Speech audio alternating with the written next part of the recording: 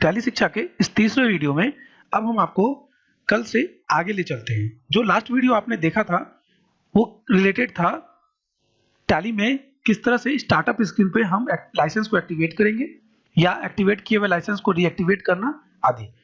कल हमने टैली में ये स्टार्टअप स्क्रीन के बारे में जाना था, इन ऑप्शंस को हमने जाना था और हमने ये भी जाना था कि किस तरह हम सीखने के लिए वर्क इन एजुकेशन मोड का प्रयोग कर सकते हैं। आगे बढ़ने के लिए हम इस पर एंटर करेंगे या Alt W दबाएंगे या एस्केप बटन दबाएंगे। ऐसा करने से टैली आपको कंपनी इन्फो स्क्रीन पर ले जाएगी। अभी आप देख सकते हैं यहाँ के कंपनी का नाम आ रहा है, तो ये डिफॉल्ट कंपनी सेट की गई है। अगर आप इसको खोलना चाहते हैं तो यहाँ आईडी पासवर्ड डालें, अदरवाइज एस्केप बटन दबाएं। एस्केप बटन से आप यहाँ कंपनी इन्फो पर आ जाएंगे। इसे भी गेटवे ऑफ टैली कहा जाता है। गेटवे ऑफ टैली के बारे में हम आगे विस्तार से जानेंगे। सबसे पहले हम कंपनी इन्फो स्क्रीन को जानते हैं।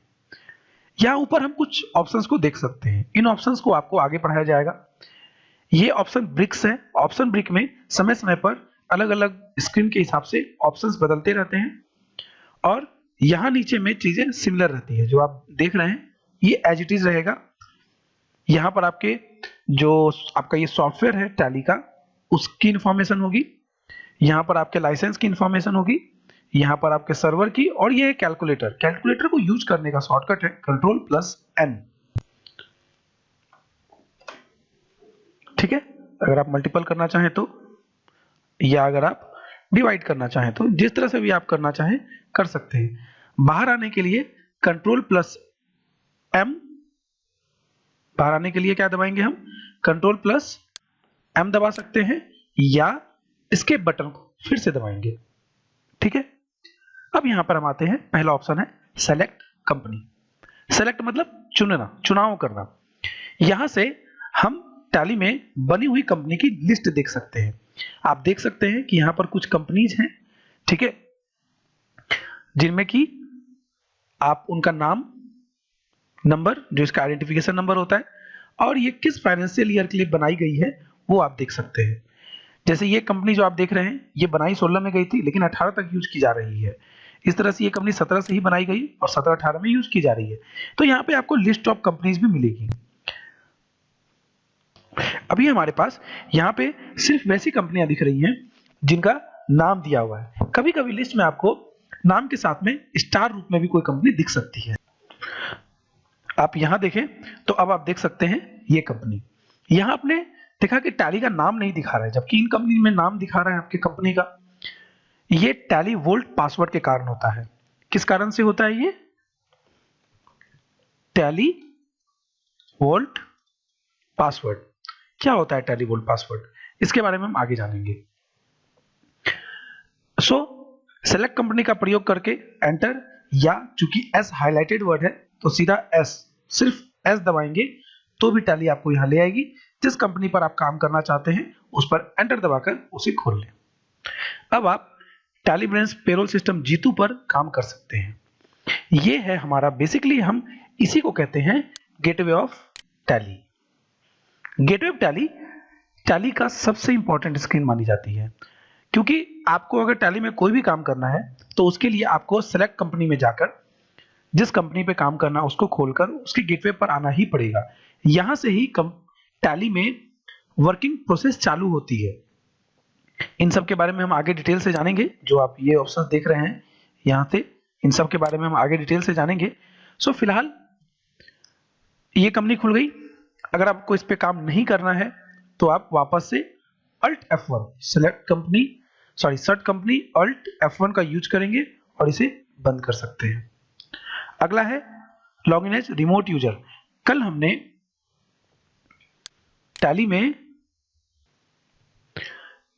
टैली में स्टार्टअप स्क्रीन में रिमोट टैली .NET यूजर की बात की थी।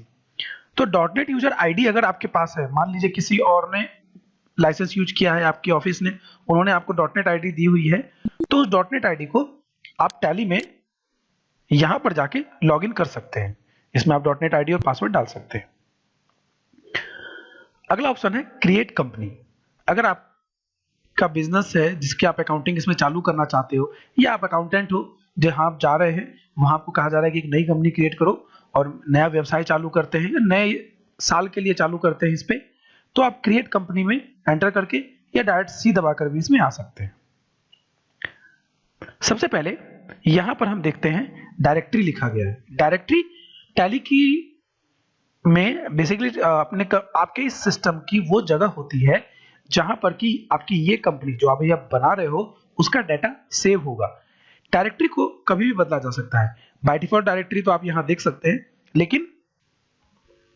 लेकिन इसे आप अभी भी बदल सकते हैं या बाद में भी बदल सकते हैं। सो हम एक डाटा यहां तैयार करते हैं, एक कंपनी क्रिएट करते हैं।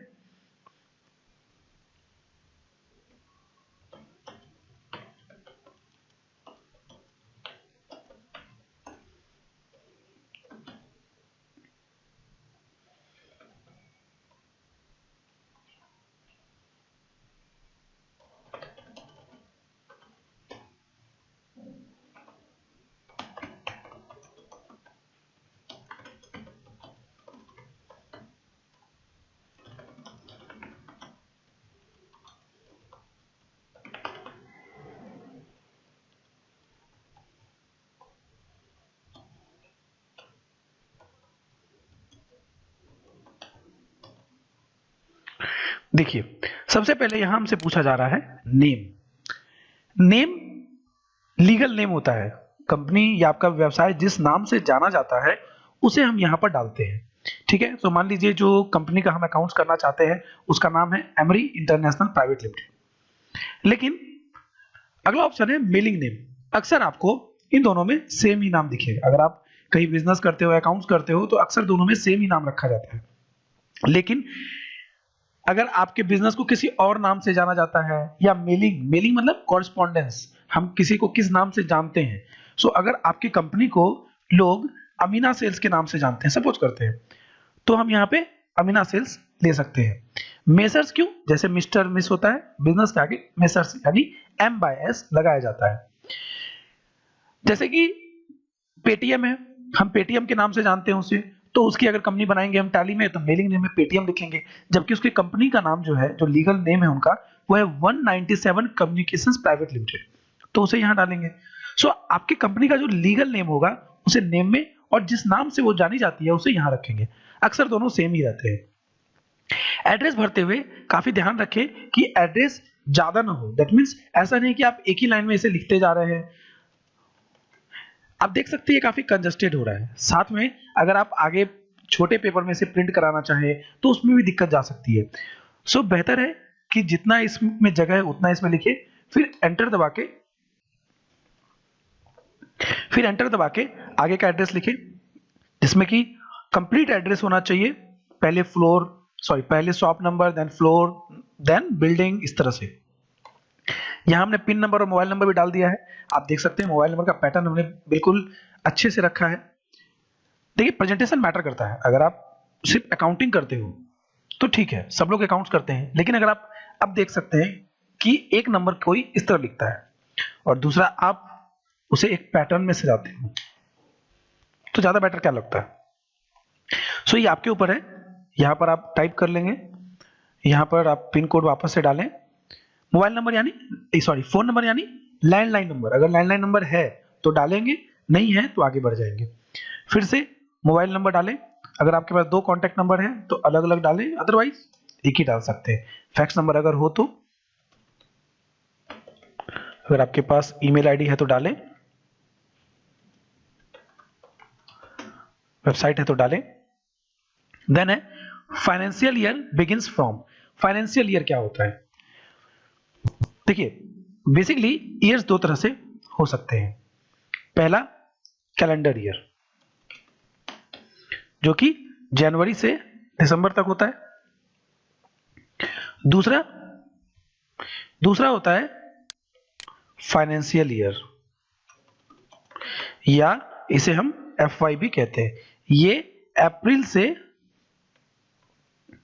मार्च होता है, यानी कि अभी आज की डेट है, मान लीजिए 24 फरवरी 2018, तो ये फाइनेंशियल ईयर कौन सा माना जाएगा? ये माना जाएगा 18, 19 या 17, 18। ये कौन सा फाइनेंशियल ईयर माना जाएगा? ये माना जाएगा 2017-18। क्यों? क्योंकि ये 1 अप्रैल 2017 को चालू हुआ और खत्म कब होगा? 31 मार्च 2018 को। ठीक है। सो यहां आप क्वेश्चन में देख सकते हैं कि ये क्या पूछ रहा है, फाइनेंशियल ईयर बिगिंस फ्रॉम। सो अभी करंट पीरियड जो चल रही है, अगर मैं उसके लिए अकाउंट्स करूं तो 17-18 की पहली डेट क्या होगी? 1/4/2017। बुक्स बिगिनिंग फ्रॉम, किस दिन से आपकी अकाउंटिंग बुक्स चालू हो रही है। अगर आप आज से ही चालू कर रहे हैं तो आप इसे 24/2/18 ले सकते हैं, लेकिन अक्सर ये दोनों डेट सेम ही रहती है। ठीक है। आप अगर कहीं पर जाते हो तो आप अगर पुराना अकाउंट है तो दोनों सेम ही रेट रहेगी, बट अगर नया अकाउंट है तो जिस दिन बिजनेस चालू हो रहा है वो डेट आप बुक्स बिगिनिंग में डाल सकते हैं। टैली वोल्ट पासवर्ड, याद है अभी मैंने आपको दिखाया था कि सेलेक्ट कंपनी में जाते हैं तो ऊपर एक कंपनी स्टार स्टार के रूप में दिखा रही थी, जो कि टैली वोल्ट पासवर्ड के यूज के कारण था। यही है वो टैली वोल्ट पासवर्ड। अगर आप टैली में यहां कोई भी पासवर्ड डाल देते हैं, कोई भी पासवर्ड, जिसे हम टैली वोल्ट पासवर्ड कहते हैं, तो ये कंपनी अब आगे लिस्ट में अपने नाम से नहीं बल्कि स्टार स्टार के रूप में दिखेगी। ठीक है। टैली वोल्ट पासवर्ड जो है आप यहां पढ़ सकते हैं कि टैली वोल्ट पासवर्ड को यूज करते समय कुछ चीजों का ध्यान रखना जरूरी है। क्या? कि टैली वोल्ट पासवर्ड को रीसेट नहीं किया जा सकता। दैट मींस अगर आपने यहां पासवर्ड डाला और आप भूल गए तो कोई भी उसे रीसेट नहीं कर पाएगा, आपका डाटा इनएक्सेसिबल हो जाएगा, बर्बाद हो जाएगा। सो इसे यूज करते समय ध्यान रखें। इसके बाद है यूज सिक्योरिटी कंट्रोल।